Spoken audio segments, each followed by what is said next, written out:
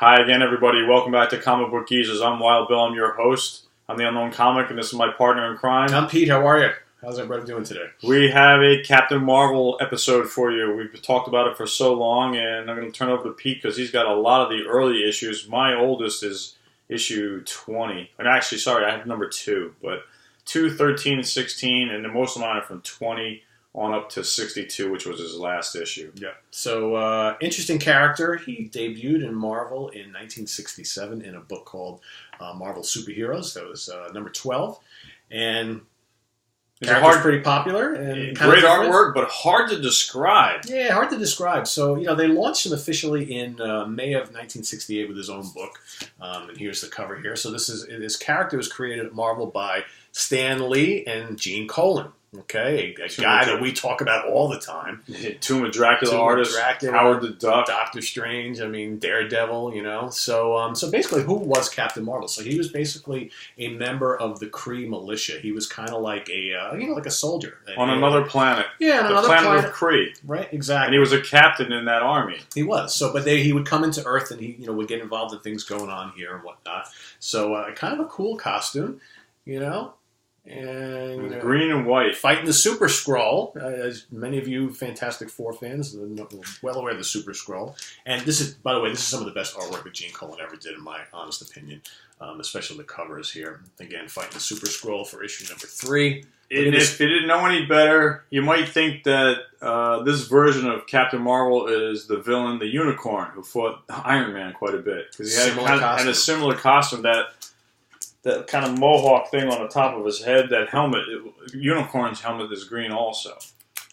So, but it's I like the later version when they changed his costume, which we'll get to in a minute. Yeah, definitely. This is still pretty cool, but yeah, Bill is absolutely correct. He got even better. So here he's fighting the Submariner. Okay, everybody's got to fight the Submariner, right? He's got to shoot everybody. This next one I'm going to show you is actually the oldest one that I originally owned in my collection. I actually got this when I was a wee little tyke. Number 6? Number 6. I've had this in my collection for a long time. Cool one. So, most of these are very sci-fi oriented, fighting a lot This is still Kirby art? No, this is Gene Colan. Yeah, he did this. Looks like a Kirby jaw. That's why I brought that up. I always think of the Kirby. A lot of monsters and space monsters and things like that. So here we in issue number 7, The Coming of Quasimodo. Kind of cool, right? I like it. And then number 8, another old one. I've had this one in my collection for a long time. Definitely cool. Yeah. And here's another cool cover coming up for number 9. I've gotten this within the last couple of years. That's cool. And then here we got issue number 10. And 11. All right. More cool artwork again. A very sci-fi oriented comic book series. And it was bi-monthly. Yeah. They pump these out pretty quick. Pretty cool artwork on these. Nice and colorful. That was April and that's May? Yep. Yeah. So at some point, you're going to see he does turn. It's monthly right now, but he does go bi-monthly, and I don't know if it's because sales were dropping or whatever. But they had a hard time with this book. As you can see, now here let's throw Iron Man in there in hopes to kind of get things going. Yeah, it's a pretty cool cover. I like that. Yeah, it's pretty cool. So the book was struggling a little bit, and but the stories were good. Like I said, I read all these. They're really good, very sci-fi oriented. Maybe some of the storylines went over kids' heads at the time.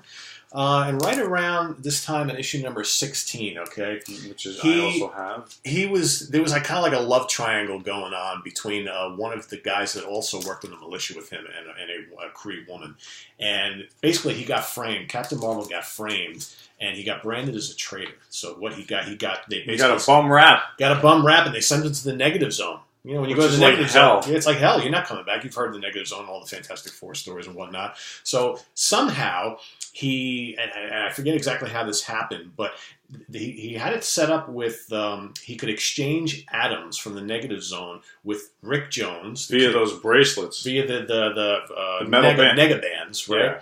He got a new costume, and somehow, and Rick Jones, you'll remember from Hulk. From Captain America. He was kind of hanging around Captain America quite a bit at this time. So then all of a sudden, by hitting the bands, he and Rick Jones would exchange places, right? Yep. So Captain Marvel could then appear on Earth. New costume, okay, brand new costume.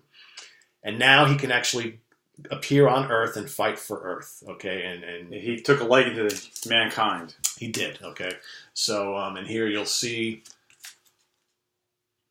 him in his new costume. Got that little mask on here, and then we think at this point, I love this cover. Yeah, this is a good one. Anything, and this is no more Gene Colan. So this is, I believe, Gil Kane at this point was starting to do the last couple issues here, and then Jim Starlin takes over at some point, right? Yeah, I think coming up pretty soon. So the next one we got on this list is number 22 from Bill. I believe that's still Gil Kane. Yes, but again, the costume is great. Yeah, and Captain Marvel. This is issue 22.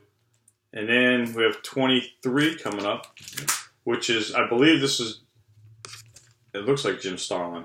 Oh, that's 25, yeah. So we're missing 23. So I don't have 23. So here we go. He's battling Mr. Hyde here. This is one of the last with Gil Kane.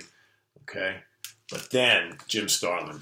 This is cover. Jim Starlin. The Jim Starlin covers are fantastic, folks. He really lifted the quality of the book, I think, in my opinion. I thought he was the best artist. Is that Namor on there as well, right? I saw the Hulk. Yeah, Namor over here. Yep. And who's this dude down here? I'm not sure. Anyway, great artwork. I just picked this up about 8 months ago. Cost me a pretty penny. For me, Jim Starlin and Jim Steranko, very similar. This is Jim Starlin art. This is issue 27. Look at that. And, his artwork just, says it all. I mean, this is what makes the comics worth having. When you see a cover like this, there's the action, it just pops. This is issue 29. That's another great one. Great artwork. And then issue 30. I like this because he fights the Controller, a famous villain against Iron Man. And that's just great artwork right there. That's my favorite cover. Favorite Captain America. 31. Look at that. Nice cover. So I don't have Drax. You got the guys from the Defenders on there. It's what a cast. Iron Man. Yeah. I don't have 32. Defenders, sorry. This is 33. I've shown this as favorite covers before. Thanos. You gotta love it. This was the first and only Captain Marvel in my collection when I was a teenager. Wow, that's a good one to have for the only classic. Yep. And then eventually I got 42, and they were the only two. When I started buying comics again 2 years ago, my Captain Marvel quantity has greatly increased. I think I have 54 now out of the original 62 issues. So I need those older ones. Moving right along. The Watcher. You don't have the one with him fighting the Thing on the front? I don't think Thanos so. in the upper corner. I have that. We might see. What number is it? It's right around the other time of the other. I like this cover too. Yeah, that's a great one. I might have it. We'll see. I think it passed already. I think it's an earlier one. Nope. It's got to be in the 20s then. Yeah, okay. I have it at home. I should have brought it. Again, with the Watcher. Yeah, look at that. Definitely cool. Issue 40. I love this cover, man. Like a giant, starfish, octopus thing kind of grabbing him. The wicked tree, but it's a sludge monster, The Star Leech, that's what it is. Yeah. Weirdest name ever. I like that cover, man. It works. That's a great one. Yeah, look at that. This dude is a nemesis to Captain Marvel, this guy.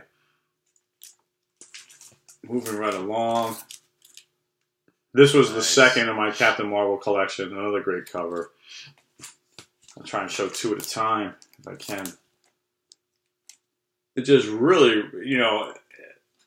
if you're going to judge a book by its cover, you can't go wrong with these. Yeah, those are great. These are really, really good. All right. So here we're about, 77, I think, or thereabouts? Yeah, or maybe 76. Okay. Some of 30-cent books. And they kept him going all throughout the 70s. And he had this cosmic power, which was what drove him. But between him and Rick Jones, they kind of shared the same body, in a sense. One would be in the negative zone, and one would be on Earth. So if Rick Jones was on Earth and Captain Marvel was in limbo, in a spiritual form, in the negative zone, he could see and hear everything that was going on through Rick Jones' eyes and ears. And when things got hot, Rick Jones would just click his wrists together. In comes Cap. Captain, they would trade places. But Rick Jones going to the negative zone, he couldn't hack it. So he would be like, hurry up with what you got to do. Number 50 right there we just saw. The anniversary issue. Yeah. Number 50. Oh, yeah, we got Iron Man on there. Yeah, we got all the Avengers Avenger, Scarlet Witch. Beast. This guy fights Captain Marvel quite a bit, and this guy turns up in quite a few different issues. This is I think it was called the 3D Mercurio, the 4D man. Mercurio, and issue 52, 53. Haha, Black Bolt for the Inhumans. Great cover. Character who never speaks. 54. Nitro, man, another hellish villain to a lot of guys. We saw him earlier in one of the early 30s. I think 31 is in there. Again, there's a great use of the color yellow in the background. 56. A nice one coming up next. I think it's 57, where he clashes with the mighty Thor. Yeah. So that's definitely cool. Captain Marvel is actually pretty high up there as far as like strong superheroes. This villain, I figured, is this Drax. Drax the Destroyer, yeah. Right? He's in a lot of other... Yeah. Fantastic Four, right? He goes against them. But he's in this title a lot. Yeah. And they actually team up in these episodes. They're actually enemies, but they actually team up and join forces in the storyline. Well, you know what it is. They both have issues with Thanos, so it's... And they're teaming up together. This is definitely pretty cool. I like this cover. Now we're in like 1977, 78, 35-cent covers. Getting towards the end, this is issue 60. And they never gave you like a farewell warning that the title was going to end. And this is issue 61. Again, a great artwork. It's not Jim Starlin anymore. No. But this was the last issue of Captain Marvel. And they don't even tell you in the end of the story, like, that's it, finale, issue, goodbye. It's nothing about grand finale on the cover. It just ended because the sales kind of just dropped off the table. Although they actually did put a close to the character in 1982, though. They actually didn't release an actual comic. They released one of the first ever graphic novels in 1982 called The Death of Captain Marvel, and they killed him off cancer. And then I didn't know that. And then they also revamped Captain Marvel as a woman. Her name was, or is, Monica Rambeau. Johnny Romita Jr. doing the artwork. So that wraps up. Launched that in Spider-Man, actually. Really? Yeah. Well, that's Captain Marvel for you. Tough guy to describe, but we tried to make the best of it. Hope you liked what we showed you today. I'm Wild Bill saying thanks for being with us with Comic Book Geezers. We'll see you next time. And I'm Pete, and see us next week. We've got Doctor Strange for you. Yeah, stay tuned, guys. Thanks for watching. Bye.